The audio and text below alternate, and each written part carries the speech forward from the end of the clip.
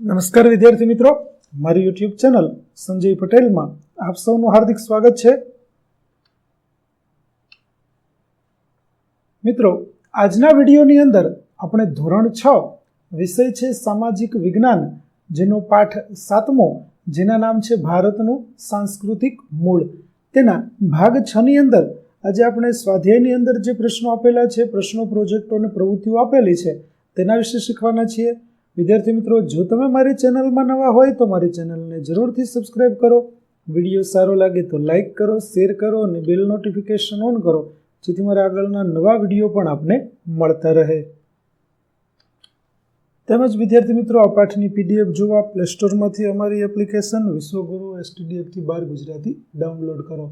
તો ચાલો મિત્રો, શરૂ કરીએ પાઠ 7 સ્વાધ્યાય સમજૂતી. પ્રશ્નો, પ્રવૃત્તિઓ અને પ્રોજેક્ટ. પહેલું, જો તમે નચિકેતા હોત તો તમે યમરાજ પાસે કયા પ્રશ્નો પૂછ્યા હોત?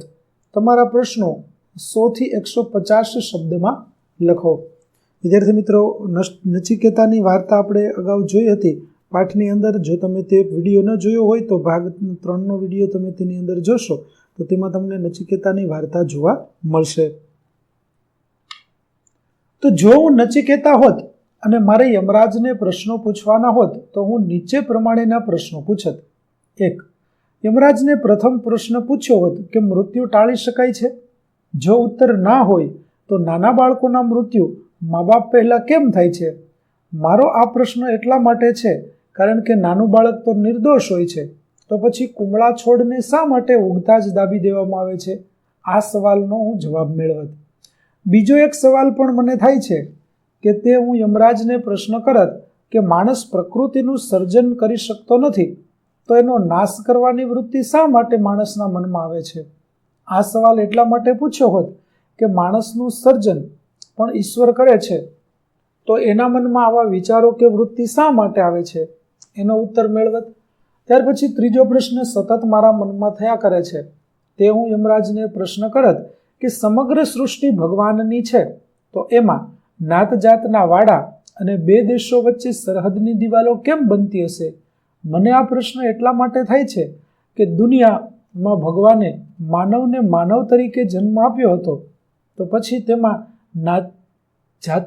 નાતી જાતિ ક્યાંથી આવી?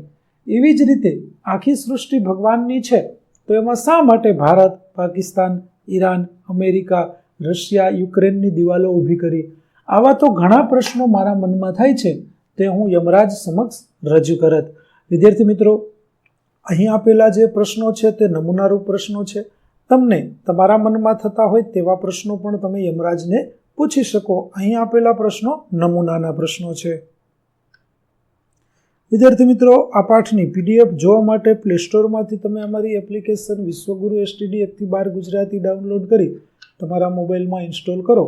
તમે શરૂ કરશો તો તમને આ પ્રકારે જોવા મળશે, જેમાં બધા ધોરણની અંદર ધોરણ બતાવશે, ધોરણ પસંદ કરશો એટલે વિષય બતાવશે, વિષય પસંદ કરશો એટલે પાઠનું નામ બતાવશે. જેમાં તમે વિડીયો ઉપર ક્લિક કરશો તો તમને વિડીયો જોવા મળશે, પીડીએફ ઉપર ક્લિક કરશો તો તમને પીડીએફ જોવા મળશે, અને MCQ ઉપર ક્લિક કરશો તો તમને તે પાઠના MCQ પ્રશ્નોની ક્વિઝ રમવા મળશે.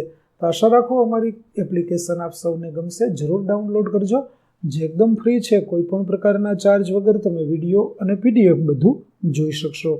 તો ચાલો મિત્રો, હવે આપણે આગળ વધીએ. જોઈએ પ્રશ્ન નંબર 2. બૌદ્ધ મતના મુખ્ય વિચારોને સમજાવો અને તેના વિશે સંક્ષિપ્ત ટિપ્પણી લખો. તો ચાલો આપણે લખીએ.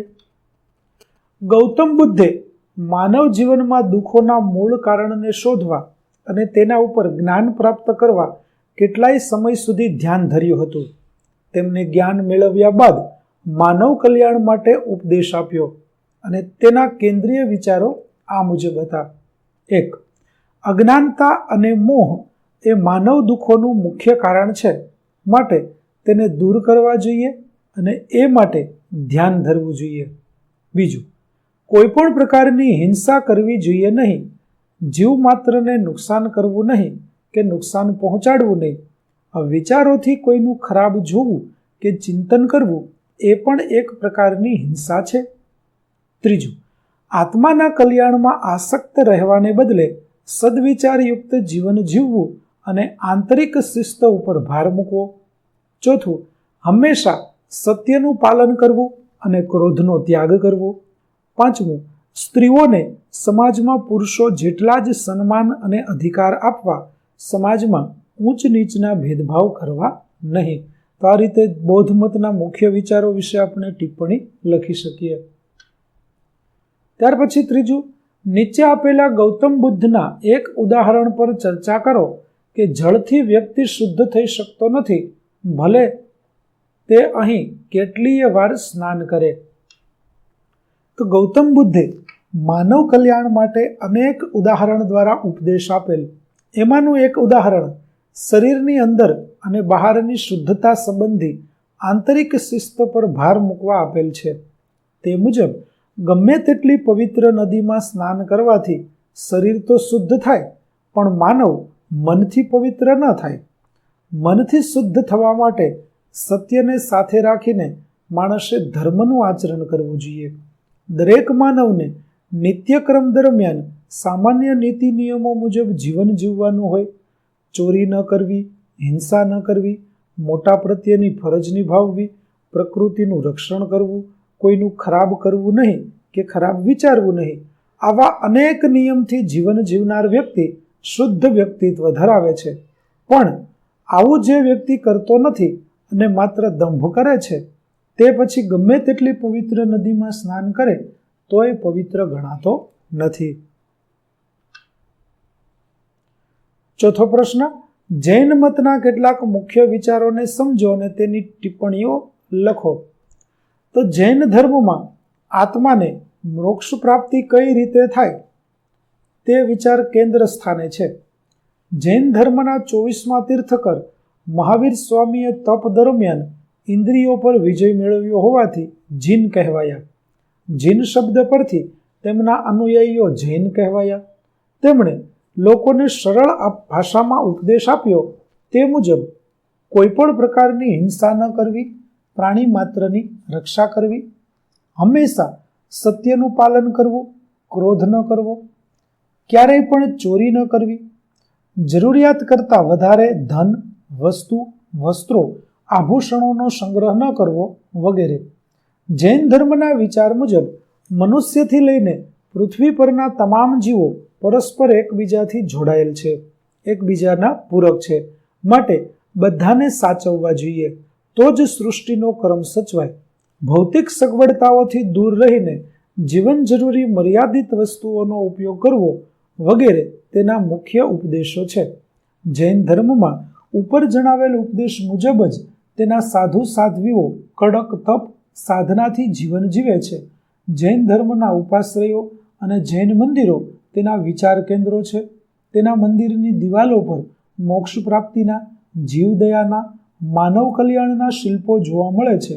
જૈન દેરાસરની પ્રવૃત્તિઓ માનવ કલ્યાણ માટે જ હોય છે. ત્યાર પછી પાંચમું, આંદ્રે બેટેના કથન પર વિચાર વિમર્શ કરો. જે આપણને શરૂઆતમાં આપેલું છે તેના ઉપર આપણે વિચાર કરીએ તો ભારતીય સમાજશાસ્ત્રી આંદ્રે બેટેનું કથન ભારતીય ઉપખંડમાં રહેતી હજારો જાતિઓ અને આદિવાસી સમાજે પ્રારંભિક સમયથી પરસ્પર ધાર્મિક માન્યતાઓ અને પ્રથાઓ પર અસર કરી છે. જનજાતિ ધર્મો પર હિન્દુ તત્વજ્ઞાનના પ્રભાવને વ્યાપકપણે સ્વીકારવામાં આવ્યો છે. તે પણ સાચું છે કે હિન્દુ તત્વજ્ઞાનની રચનાના તબક્કામાં અને તેના વિકાસમાં આદિવાસી માન્યતાઓનો પ્રભાવ રહ્યો છે. આ વિધાન એવું કહે છે કે ભારતીય ઉપખંડની ધાર્મિક માન્યતાઓ પર પ્રારંભિક સમયથી આદિવાસી સમાજની અસર રહી છે, કેમ કે સદીઓથી ભારતીય ઉપખંડમાં આદિવાસી સમાજ રહે છે. આથી સમાજ ઉપર તેમની માન્યતાઓની અસર હોય એ સ્વાભાવિક છે. પણ જ્યારથી હિન્દુ સમાજ વિકસિત થવા લાગ્યો ત્યારથી તેના તત્વજ્ઞાનની અસર સુધારવાદી આદિવાસી સમાજ ઉપર પડી અને આદિવાસી સમાજના ધર્મોમાં એ સુધારો જોવા મળ્યો. સાથે સાથે એ પણ સાચું છે કે હિન્દુ તત્વજ્ઞાનની રચનામાં પ્રારંભિક તબક્કામાં પાયામાં આદિવાસી માન્યતાઓનો પ્રભાવ હતો. આ વિધાનનો અર્થ આ રીતે કરી શકાય. છઠ્ઠું, તમારા વિસ્તારમાં દેવી દેવતાઓ અને તે સાથે જોડાયેલ પૂર્વ તહેવારોની યાદી બનાવો.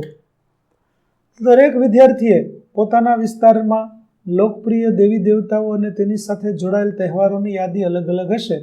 તો અહીં આપેલ ઉદાહરણને ધ્યાનમાં લઈને તમારે તમારા વિસ્તારના લોકપ્રિય દેવી દેવતાઓ અને તેમની સાથે જોડાયેલા તહેવારોની યાદી તમારી નોટબુકમાં બનાવો. આ માટેનું એક ઉદાહરણ આપણને અહીં આપેલું છે કે અમારા વિસ્તારમાં લોકપ્રિય દેવી દેવતાઓમાં શ્રી રામ, શ્રી કૃષ્ણ, શ્રી રામદેવ પીર મહારાજ, શ્રી હનુમાનજી દાદા, ગોગા મહારાજ, શ્રી ખોડિયાર માતાજી, અંબાજી માતાજી અને શંકર ભગવાન જેવા દેવી દેવતાઓનો સમાવેશ થાય છે.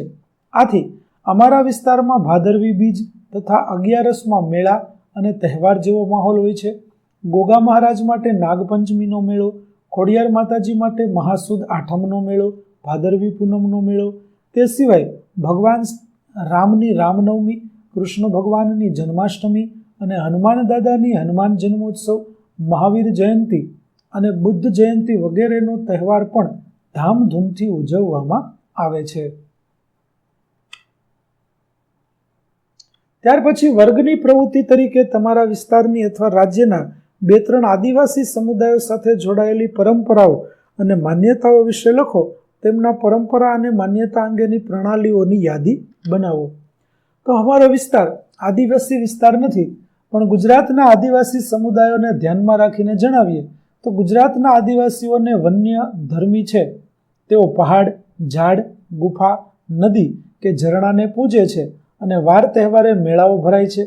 તેઓ આવા ધાર્મિક પ્રસંગે માટીના ઘોડા, હાથી, ઊંટ, વાઘ જેવા પ્રતીકો મૂકે છે. મોટાભાગના ગુજરાતના આદિવાસી સમુદાયોની આ પરંપરા છે.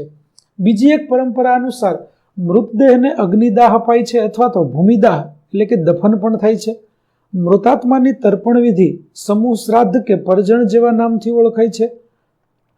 આ પરંપરા દક્ષિણ ગુજરાતના ઘોડિયા જનજાતિના તેમજ ઉત્તર ગુજરાતના કેટલાક આદિવાસી જૂથોમાં જોવા મળે છે. ત્રીજી એક પરંપરા વર્તમાન સમયમાં સુધારક સમાજ કરી રહ્યો છે. જૂના કુરિવાજો, વ્યસનો, અંધશ્રદ્ધાઓમાં સુધારો કરવામાં વિશિષ્ટ ચળવળો ચલાવી રહ્યો છે, જેવી કે ઉત્તર ગુજરાતમાં ભક્તિ ચળવળ, દક્ષિણ ગુજરાતમાં સતકેવળા, દેવી નોવા, પંચમહાલ વિસ્તારમાં ગોવિંદપુરની સુધારક ચળવળ જેવી કેટલીક ચળવળો દ્વારા આદિવાસી સમાજનો વિકાસ થઈ રહ્યો છે. હવે આ સુધાર કાર્ય પરંપરા બની રહી છે. ત્યાર પછી ખરા ખોટા, જેમાં વૈદિક મંત્રોની હસ્તપ્રત તાડપત્ર પર લખવામાં આવી છે. ખોટું. બીજું, વેદ ભારતના પ્રાચીનતમ ગ્રંથ છે. સાચું. ત્રીજું, વૈદિક ઉક્તિ એકમ સત વિપ્રા બહુધા વદંતી બ્રહ્માંડની શક્તિઓની એકતા પર ભાર મૂકે છે. ખોટું. ચોથું, બૌદ્ધ મત વેદોથી પણ વધુ પ્રાચીન છે. ખોટું. પાંચમું, જૈન મત બૌદ્ધ મત એક શાખા તરીકે વિકાસ પામ્યો હતો. ખોટું. છઠ્ઠું, બૌદ્ધ મત અને જૈન પંથ બંને શાંતિપૂર્ણ સહઅસ્તિત્વ અને તમામ જીવાત્માઓને નુકસાન ન પહોંચાડવા માટે પ્રયત્નશીલ છે. સાચું. આદિવાસી માન્યતાઓ આત્મા અને દેવતાઓ સુધી મર્યાદિત છે. ખોટું. ત્યાર પછી પ્રવૃત્તિ મૃત્યુના દેવતા યમ અને નચિકેતા વચ્ચેના સંવાદનું એક નાટક ભજવો, જેમાં વર્ગના તમામ વિદ્યાર્થીઓ નચિકેતા બનીને જીવન અને મૃત્યુ અંગેના પ્રશ્નો પૂછશે. તો વિદ્યાર્થી મિત્રો, અહીં આપણને એક ઉદાહરણ વિશે ઉદાહરણ સ્વરૂપ નાટક આપવામાં આવેલું છે, જે તમે અહીં જોઈ શકો છો. સાથે તમારે જોવું હોય તો તે માટેની એક ચિત્ર વાર્તા છે, તે પણ આપણે આ રીતે બનાવેલી છે કે જેમાં યમલોકની અંદર લોકો દ્વારા પ્રશ્નો પૂછવામાં આવતા હોય અને યમરાજ તેના જવાબો આપતા હોય. આ પ્રકારની ચિત્ર વાર્તા તમે અહીં જોઈ શકો છો.